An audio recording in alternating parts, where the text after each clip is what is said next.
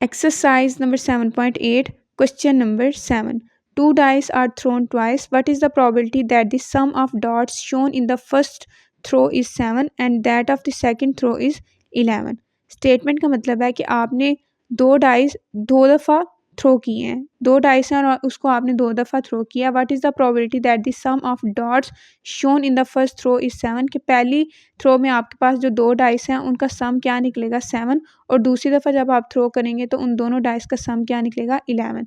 Solution है when two dice are thrown twice the possible outcomes आपके पास यही बनेंगी. तो एस इक्वल्स टू मतलब सैम्पल स्पेस आपके पास ये सारी आ गई which implies n of S equal है 36 के.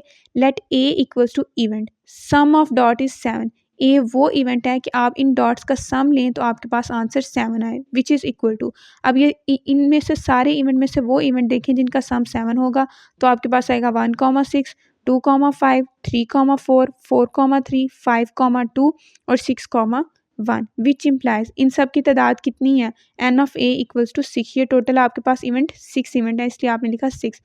सो P of A equals to n of A divided by n of S which is equal to 6/36 equals to 1/6. अब लेट करें B equals to event sum of dot is 11 which implies 5,6, 6,5 which implies n of b equals to 2.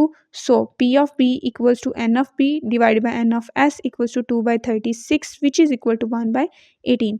Formula लगाएं p of a intersection b equals to p of a dot p of b equals to 1/6 dot 1/18 equals to 1/108.